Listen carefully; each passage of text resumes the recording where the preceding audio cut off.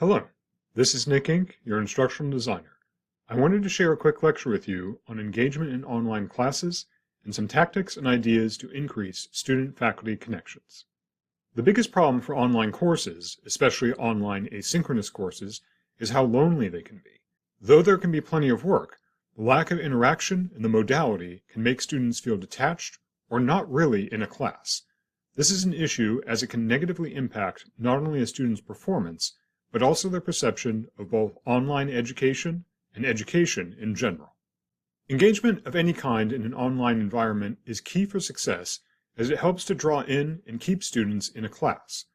As noted in this graphic, while behavioral and cognitive engagement are important, emotional engagement is also key, but one that is often forgotten. Students who do not feel emotionally engaged or satisfied will not perform as well.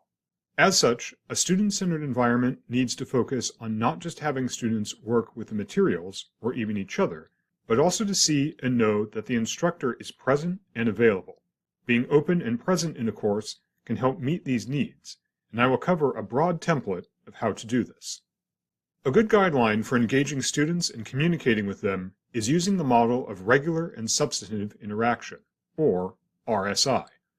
RSI is widely used in many colleges, especially those with an online focus, such as Coastline Community College, where I learned this.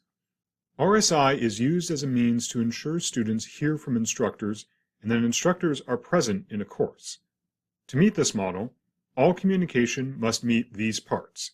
It must be regular, that is, often or at predictable or scheduled times. It must also be substantive, which means that communication should aim to connect to course materials or help students. It should avoid simple communications like reminders for homework due dates or "good job" replies in feedback. While these are not bad, communication should offer ideas for success or growth. It is also recommended in this model that this communication go beyond one-way emails or announcements and encourages other forms as well. This model offers a good approach to student engagement and flexibility to meet various needs. This quick tip will cover 3 ways you can aim to meet online student engagement using RSI. The first focus for engagement is instructor communication. This means that the instructor should be in communication with students regularly and be open to help or talk with students. This can take the form of emails, announcements, office hours, both in person or online, or even commenting on discussion boards or other forums. This can also mean preset communication alongside just-in-time remediation or individualized emails.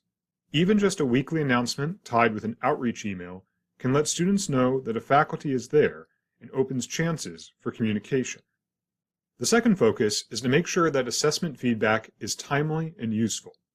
You should aim to get grades back as quickly as possible or in a time frame where it helps students. Late grades not only prevent students from seeing how they are doing in a class, but also may not let them improve on needed skills for future assignments. This should also mean that any feedback given is substantive and goes beyond just saying "good work." Constructive criticism with a mix of positive affirmation and ideas or resources for improvement is good.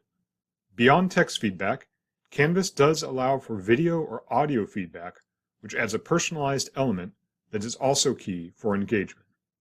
The third focus is on the instructor's presence in the course.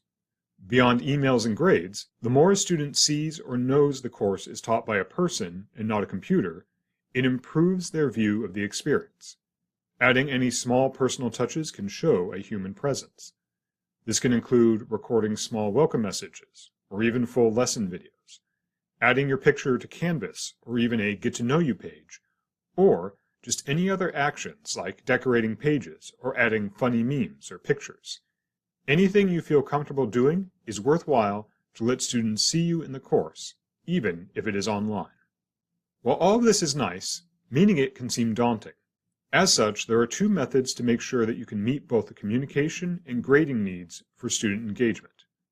The first is to make a communication plan where you lay out how and when you will communicate to students and how they should contact you. This should aim to communicate with them at least once a week and can be added to the syllabus to ensure they know what to look for.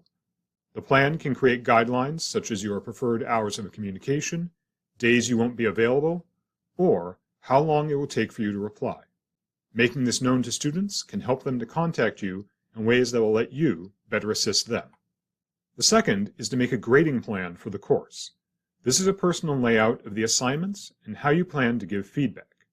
Based on RSI and the work I did at Coastline College, it is recommended that students get substantive written feedback for at least one item from each week, with all assignments using rubrics, even if no feedback is given for some of them. When planning this, you should consider what assignments are the most impactful for grading and need the most attention, when and how long it might take to grade things, especially bigger assignments, and when students need feedback by. Planning this out can help you keep to a good schedule, and this can be communicated to students so they know when to expect feedback. Online education is only going to grow as space on campus becomes limited and student schedules become busier. The need for robust online courses does not stop at students needing to adapt to the modality, but also for faculty to work to make the environment function. Keeping active communication and engagement with students helps to bridge the gap of personal and human interaction that online spaces lack, and helps to make learning fun and impactful. Using or taking inspiration from these suggested methods can help to bolster student work, positive participation, and create stronger learners. I hope this video lecture helps you to structure your own online courses and gives you the tools to do so.